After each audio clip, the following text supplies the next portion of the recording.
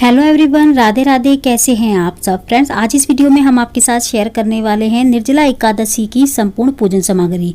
निर्जला एकादशी पे जो भी पूजन सामग्री की हमें आवश्यकता होती है, कम से कम सामग्री इस वीडियो में हम आपके साथ आज शेयर करेंगे। फ्रेंड्स, इस बार निर्जला एकादशी 2026 में 25 जून गुरुवार को इसका व्रत रखा जाएगा। ये सभी एकादशियों में सबसे कठिन और महत्वपूर्ण मानी जाती है, जिसमें पूरे दिन बिना जल और अन्न के उपवास रखा जाता है। तो फ्रेंड, चलिए वीडियो को चालू करते हैं और देखते हैं कि निर्जला एकादशी के लिए हमें पूजा के लिए क्या क्या चाहिए। तो सबसे पहले जो सबसे ज़्यादा महत्वपूर्ण होता है वो होता है मिट्टी का एक घड़ा, जो हमें कोरा लेना चाहिए। तो मिट्टी का घड़ा आप अपने जो है ना क्षमता अनुसार ले सकते हैं, छोटा बड़ा, बड़े साइज का भी ले सकते हैं। जैसे कि आप गर्मियां हैं तो गर्मियों में पानी भर के कोई पी सके इसे, इसका पानी ठंडा करके, तो इतना बड़ा तो कम से कम देना चाहिए। अगर ज़्यादा बड़ा नहीं दे सकते तो कम से कम इतना दें कि कोई यूज कर ले।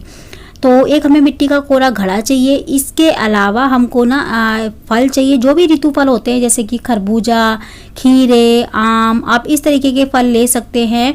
और ये फल जो है ना हमें दान करने के लिए चाहिए होता है। तो जो भी आप दान की चीज़ें देना चाहते हैं वो सारी चीज़ें आप पूजा के समय रख सकते हैं। देखिए, आप खाली घड़े का भी पूजन करके दान सारी चीज़ें कर सकते हैं। अब इसकी आगे मैं बताऊंगी आपको कि हमें दान कब और कैसे करना होता है। तो देखिए, खरबूजा, खीरा, आम जो चाहे वो ले सकते हैं दान करने के लिए। इसके अलावा हमको पूजा के लिए देखिए एक जल का लोटा चाहिए होता है, शुद्ध जल का लोटा चाहिए होता है। एक देसी घी का हमें दीपक चाहिए होता है। साथ में हमको मोली चाहिए होती है। इसके अलावा देखिए, अगर आप भगवान विष्णु को भी साथ में पूजा में रख रहे हैं, घड़े, अगर आप खाली घड़े की पूजा कर रहे हैं, घड़े का पूजन कर रहे हैं दान करने के लिए, तो आप यहाँ पे विष्णु भगवान की प्रतिमा नहीं ले रहे तो आपको जनेऊ की आवश्यकता नहीं होगी। यहाँ पे देखिए मैंने एक मोली ले ली है, टीका करने के लिए मैंने रोली ले ली है, चंदन भी ले सकते हैं आप। इसके अलावा यहाँ पे देखिए निर्जला एकादशी में चावल का उपयोग नहीं होता तो हम तिल ले लेंगे। ठीक है, यहाँ पे मैंने तिल ले लिया है और तिल ले लिए हैं। और यहाँ पे देखिए इसके अलावा हमको चाहिए चीनी और हमें कुछ दक्षिणा भी रखनी है।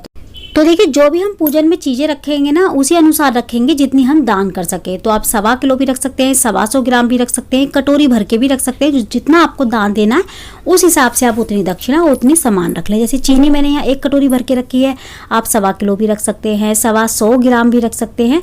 तो यहाँ पे देखिए, जैसे कि निर्जला एकादशी पे जगह जगह पे शरबत बांटा जाता है, मीठा जल जैसे बांटा जाता है, प्याऊ लगवाए जाते हैं। तो इसीलिए निर्जला एकादशी पे हमें जल का एक घड़ा भर के जल से दान जरूर करना चाहिए। उसके साथ हमें चीनी भी जरूर दान करनी चाहिए। इसके अलावा अगर आपको फूल मिल जाए तो आप फूल ले आएँ पूजन करने के लिए।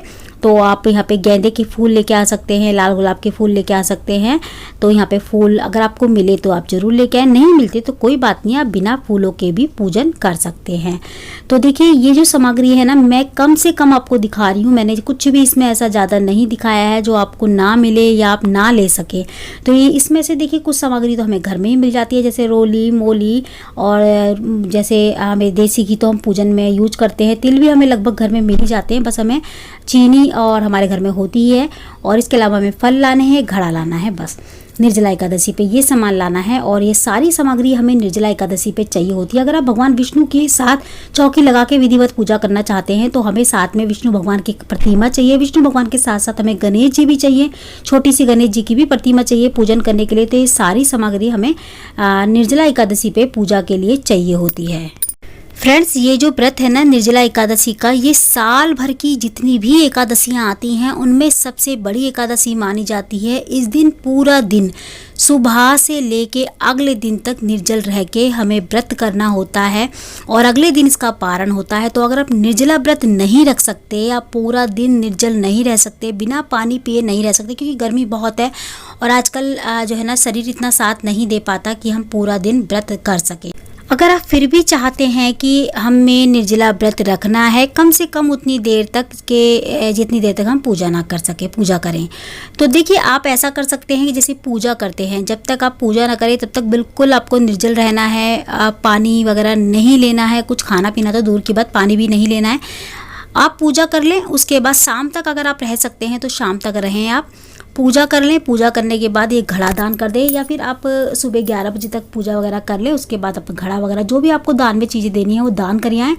जल दान करने के बाद आप पानी पी सकते हैं। तो अगर आप इतना भी कर लेंगे ना तो भी आपको निर्जला एकादशी का पूरा फल प्राप्त होगा। देखिए भगवान जो है ना भाव के भूखे होते हैं, ना कि दिखावे के। तो शरीर अगर हमारा साथ नहीं दे रहा तो ये नहीं है कि शरीर साथ नहीं दे रहा फिर भी हमको रखना ही पड़ेगा, ऐसा कुछ नहीं है। भगवान ये नहीं कहते कि अपने शरीर को नुकसान देके या शरीर को कष्ट देके व्रत रखें। तो फ्रेंड्स आज की वीडियो में इतना ही। मैं मिलती हूँ आपसे अगली वीडियो में ऐसी अच्छी सी एक और वीडियो के साथ। जब तक के लिए जय श्री कृष्णा, राधे राधे।